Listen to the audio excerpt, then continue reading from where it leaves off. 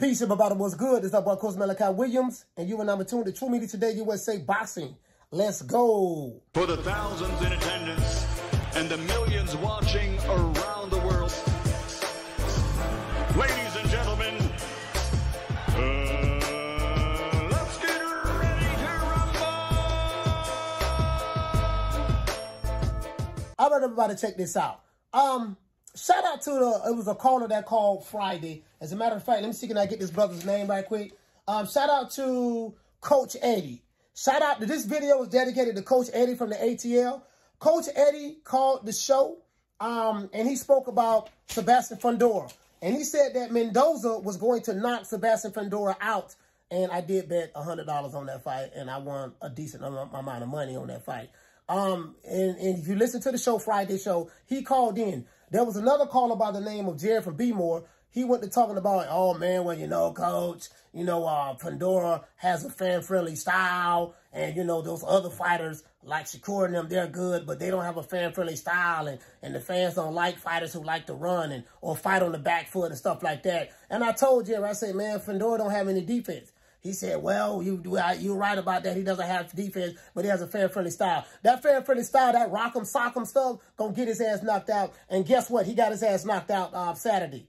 He got knocked out Saturday, Jerry. So shout out to Eddie, Coach Eddie from the ATL. I'm looking at the list right now. Salute to you, brother. I hope you put some money on it, Coach Eddie. Now, Sebastian Fundora, he is a walking target. Walking inferno. Basically, he's there to be hit all day. This guy is 6'7" tall, got a 97-inch arm reach, and he fights like he's 5'2". How do you have a reach that tall and don't keep people on the outside of your jab? You don't have an elite jab, and you like to bang on the inside and trade punches. You got caught with what he got caught with? He got caught pulling out with a left hook. It was a left hook that stunned him when he was pulling his head straight back. You 6'7", pulling your head straight back after fighting on the inside. You got caught with that right. You got caught with a right hook. No, you got caught with a left hook. And then the guy came back and, no, I think he caught him with a right hook. He caught him with a right hook and stunned him. Shout out to Mendoza. And then he came back and came back to the left hook and dropped him. He caught him with the right hook and stunned him. That's what it was. The right hook when he was pulling out and he stunned him. And then when he got stunned, and then he followed it up with the left hook and another right hook, and then he knocked him out. You get what I'm saying? And that's what happens. That's what happens when you have that fan-friendly style. For all of you casuals out there, if fan-friendly style to you means, hey, man, we got to sit here. You hit me, bam, I hit you, bam. You hit me, bam, I hit you. If you listening to these casuals or these old school guys like the Jerry online, yeah, you got to have a fan-friendly style, and that's how the people going to come see you. You're going to get brain damage. That's how you get brain damage in boxing, when you don't utilize your strengths and you trying to please fan-friendly styles. No, no, no, no, no, no, no, no. The art of boxing is to hit and not get hit. You got to be smart. Now, it's going to be some times where you got to be willing to take risk in there. The problem is you have to pick and choose when to take risks, and you have to be defensively sound when you take risks. When you take a risk as a boxer, you don't throw caution to the wind when you're taking risks as a boxer.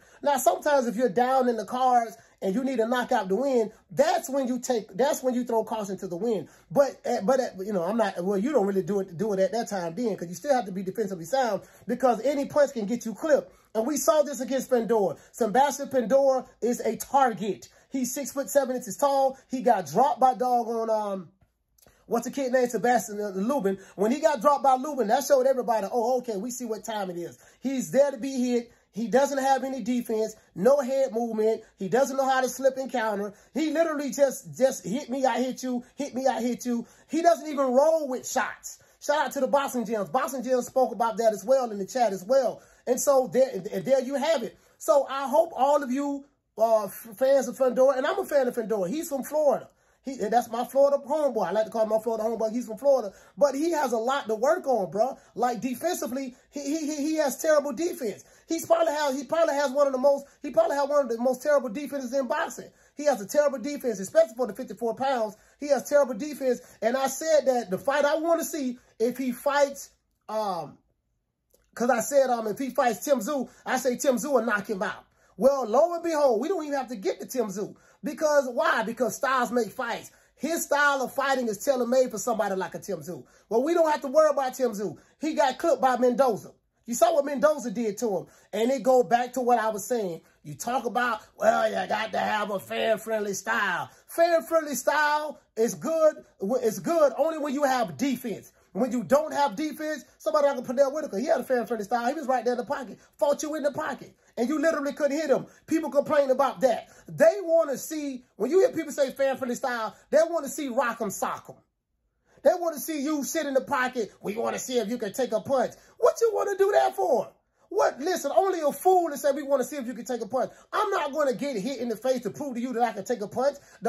And this is what a lot of these boxing fans do to try to discredit certain fighters, especially a lot of the black fighters. I got to say this. Some of the black fighters who don't get hit and they know how to slip and counter in the pocket and beat you up in the pocket without getting hit, you have certain fans that complain because certain fighters, some fighters are more athletically gifted than others. You get what I'm saying? Like a Canelo Alvarez. Canelo Alvarez fights in the pocket. He know how to slip and counter. He's a slick fighter. He really doesn't get hit. And he roll with shots, parry shots, catches shots, block shots. You get what I'm saying? So, but when Canelo do it, he's an excellent fighter. You get what I'm saying? But on top of that, Canelo is stopping people as well. So I do get it. I get your angle, but I don't agree with it. So Sebastian Fundora, that's my homeboy from Florida. I'm not going to say he's a hype job. He's not. He just has to work on, you listen, dog, you 6'7" tall.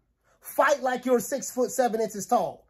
You have very skinny legs. You don't have strong legs. That's another one. So you have very skinny legs. Fight like you're 6'7" tall. You have a 98-inch arm reach. Literally, when you get in the ring, you have a 17, 18-inch arm reach advantage over the next fighter. Fight like you have the arm reach.